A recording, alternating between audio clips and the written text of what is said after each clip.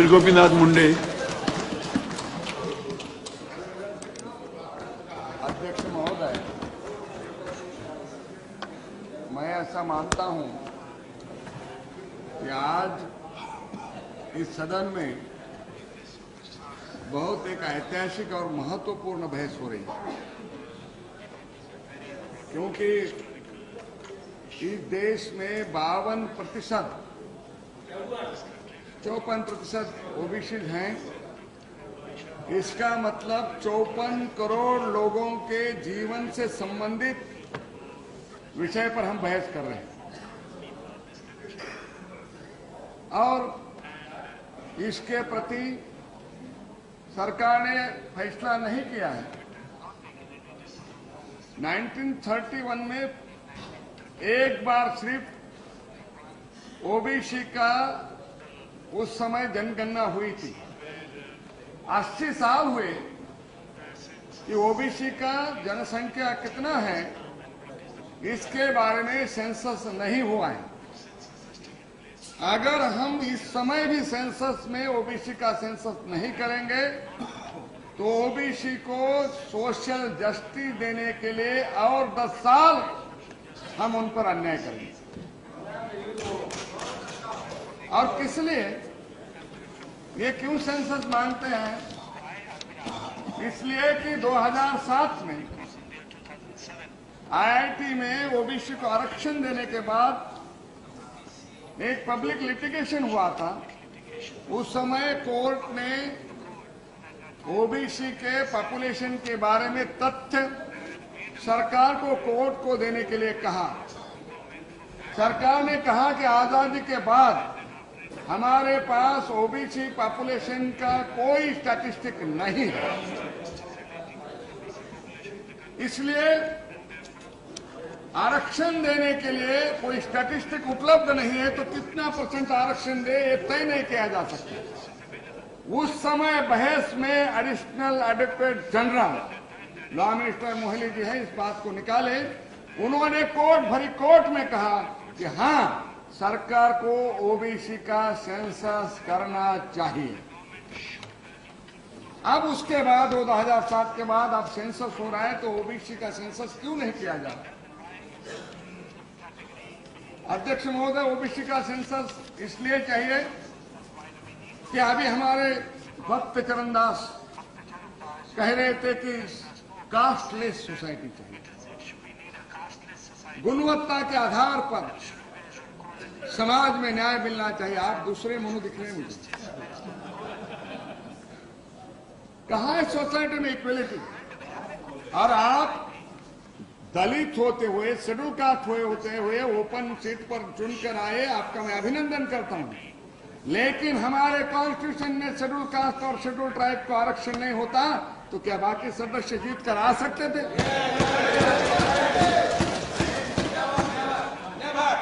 आपका सोच सच्चाई से कोसों दूर,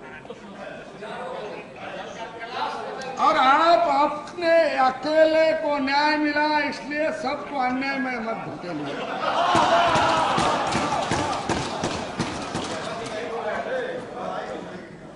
अध्यक्ष महोदय, क्या छूत आप शेड्यूल कास्ट है? मैं पूछना चाहता हूं कि छूत अछूत बंद हो गए? नहीं हुआ।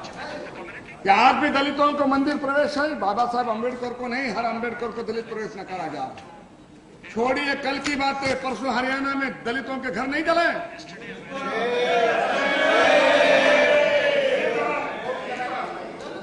हाँ, वही कह रहे। Please address to the chair please. अध्यक्ष महोदय, दलितों के please don't disturb him. Maharashtra में खेरलांजी में बहन, बेटी, मां और सारा एक दलित फैमिली, उसको नंगा करके प्रोसेशन निकाल के जलाया गया। ये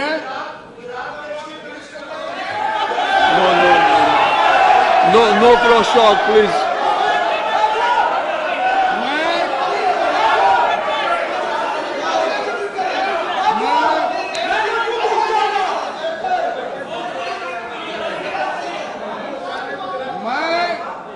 सरकार को दोष दोष नहीं दे रहा हूं, समाज की वास्तविकता बता रहा हूं।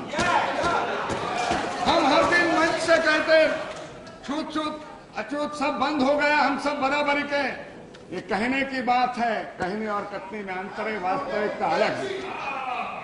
आप बिना कास्टलेस क्लास निर्माण करना चाहते हो, मैं पूछना चाहता हूं क्या हिंदुस्तान में, मैं पुनर्जन्म में विश्वास नहीं रखता हूं, लेकिन मुझे अगर हिंदुस्तान में फिर से जन्म लेना है और भगवान को मैंने एप्लीकेशन किया कि विदाउट कास्ट, किसी जाति बिना घर में मुझे जन्म दो, संभव है? बिना जाति के आधार पर कौन सा ऐसा घर होगा कि बिना जाति के घर में? नेक्स्ट टाइम यादव के घर में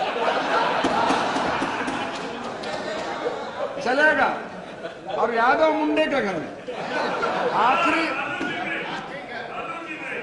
देखिए, ओबीसी कास्ट नहीं है, एक क्लास है, क्योंकि आप 3 क्लास बनाए गए। शेड्यूल कास्ट एक क्लास हो गया, शेड्यूल ट्राइब एक क्लास हो गया और ओबीसी एक क्लास हो गया। शेड्यूल कास्ट बोले तो ये उसमें कहीं जाति आती है, शेड्यूल ट्राइब में भी कहीं जाते हैं, वो क्लास हो गया। और कॉन्स्टिट्यूशन ने अधिकार दिया, मैंने आपने नहीं, हमारे कहने से क्या होने वाला है? कॉन्स्टिट्यूशन में दलित और शेड्यूल ट्राइब और शेड्यूल कास्ट को आरक्षण दिया, ओबीसी को नहीं दिया पार्लियामेंट में। लेकिन काका कालेलकर कमीशन बनी और उसने ओबीसी को विभिन्न प्रदेशों को अधिकार दिया कि वो अपने अपने प्रदेशों में अधिकार दें। अगर होम मिनिस्टर होता है तो मुझे कॉन्स्टिट्यूशन में पहला अमेंडमेंट जो है वो Honorable member, please, please.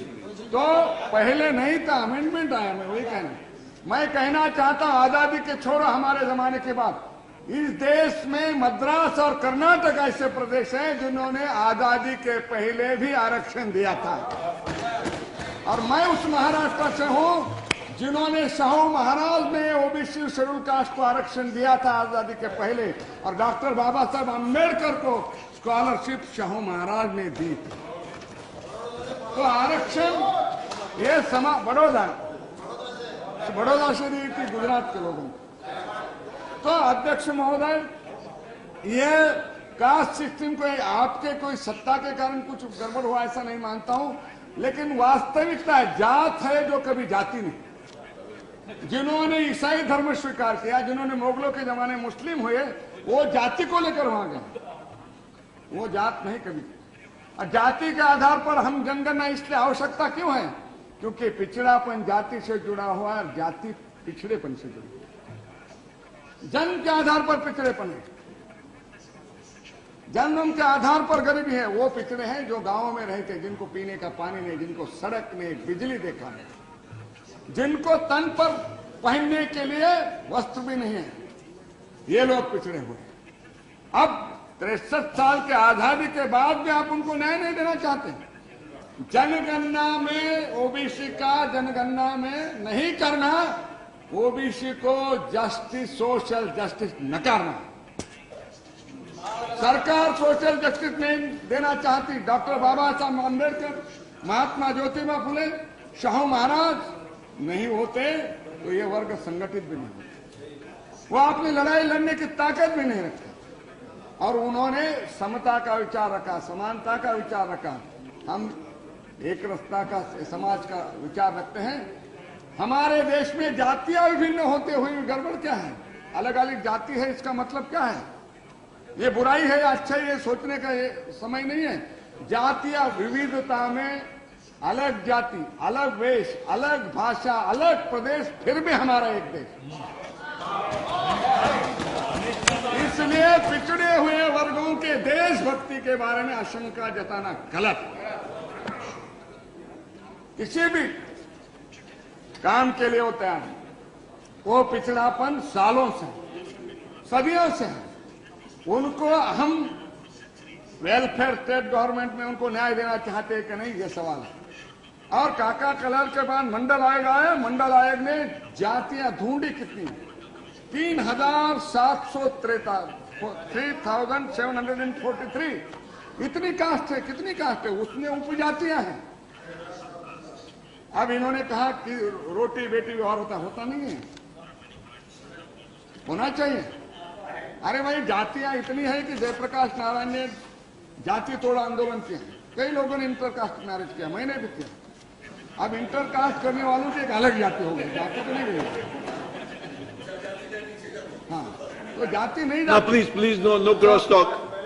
तो मंडल आयोग ने कहा है कि 52% ओबीसी हैं 2 minutes. और नहीं, मेरे पार्टी का समय है, 52% ओबीसी है, उनको 52% आरक्षण मिलना चाहिए, लेकिन कोर्ट ने फैसला किया 50% आरक्षण। क्यों? वाई आरक्षण? जो लोगों को आज तक सोशल जस्टिस नहीं मिला, सामाजिक न्याय नहीं मिला, जो दूसरे के बराबरी के नहीं है, उनको न्याय देने के लिए आरक्षण आया। और उसके आरक्षण किस आधार पर दिया जाता है? केवल जाति के आधार पर ही आरक्षण दिया जाता है, इसलिए जनगणना आवश्यक है।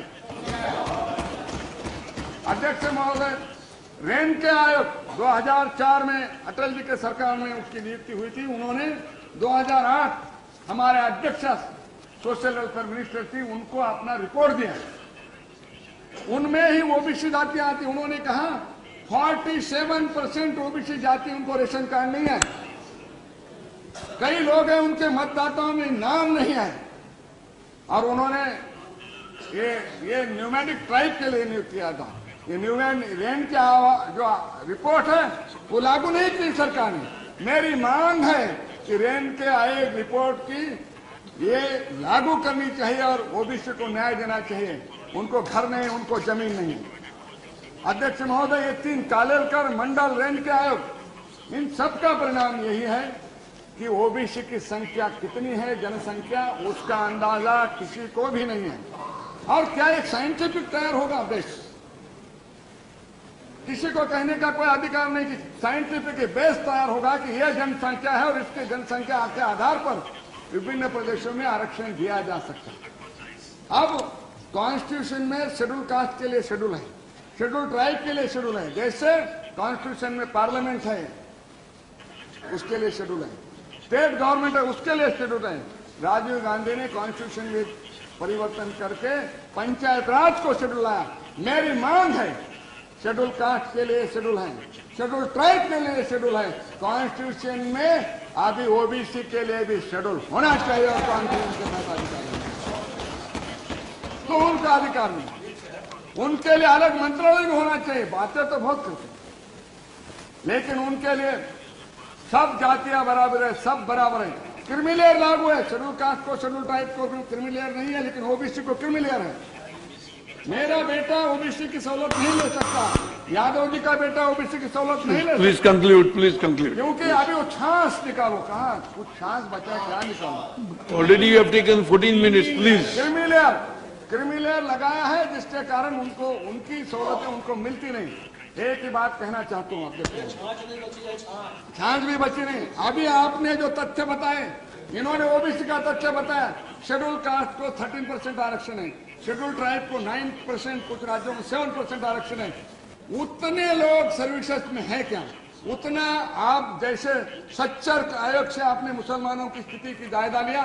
मैं मांग करता हूं शेड्यूल कास्ट, शेड्यूल ट्राइब और ओबीसी के आरक्षण उनको 63 ईयर्स में मिले, नहीं मिले।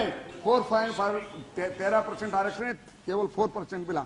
ओबीसी का तो 2.4% है, आरक्षण 27% है, लेकिन मिला कितना है? कागजों पर और इस पर केवल फैसले करने से मंत्रिमंडल से उनको न्याय नहीं मिला है। न्याय तब कहा जाएगा, उनका अधिकार उनको मिलेगा, तब न्याय मिला कहा जाएगा, और वो न्याय आज तक नहीं मिला है। इसलिए ये लड़ाई है सोशल जस्टिस की। ये जनगणना में नाम लिखो इतनी नहीं है। आप लोग तो, मैं दोहराना नहीं चाहता, भैंस घर सब चीज का, जाति का क्यों नहीं लिख रहे? तो जाति बचाने से झांकने वाली नहीं जाती। तो जाति ये कह के कहना, मुझे मालूम नहीं कि सरकार क्यों सोच रही है। और हमारे संघर्ष भी हो रहे हैं। अब अमीरी और गरीबी में भी अंतर बढ़ गया है। पिछड़ी हुई जातियां 63 ईयर में, इसका अधिकार कौन है? मैं आपको चरणदास जी पूछना चाहता हूं, 63 साल में सबको बराबरी का दर्जा होता, सबको अवसर होता, तो ओबीसी भी आरक्षण नहीं मांगते। लेकिन क्यों?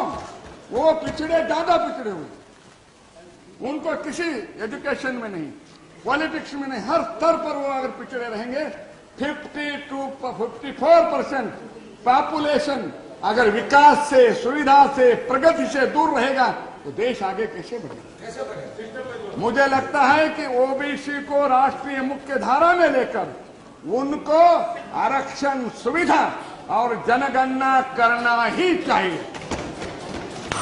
सरकार क्यों इसको दो में सरकार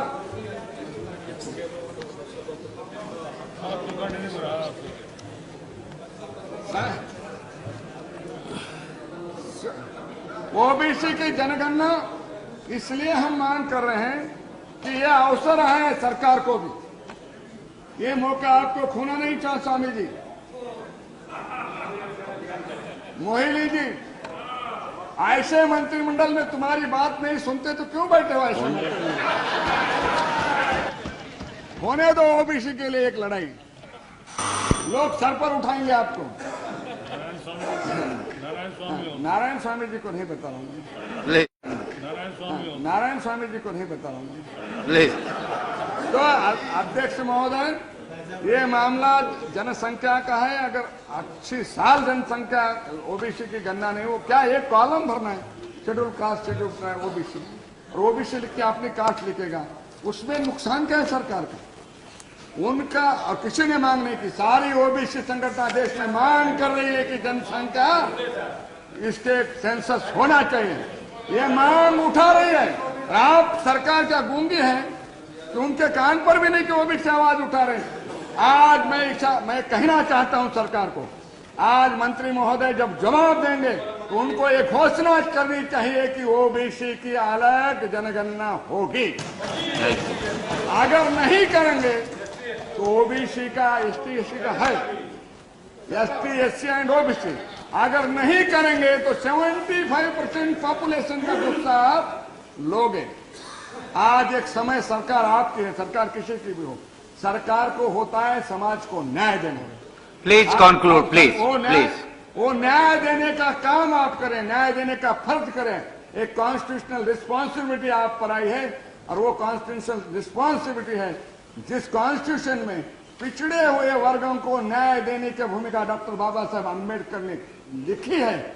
उस बाबा साहब अम्बेडकर का सपना और भारत के सभी गरीब लोगों की एक आशा आकांक्षा है कि लोकतंत्र में हमें न्याय मिलेगा। ये विश्वास के साथ 63 इयर्स वो जीता है, वो विश्वास कभी न कभी पूरा करो। ज्यादा कुछ मांग नहीं रहे, केवल हमारी जनगणना करो। हम इस देश के नागरिक हैं, हमारी भी गिनती करो। तो एक बार ये गिनती करो। जय हिंद। Thank you.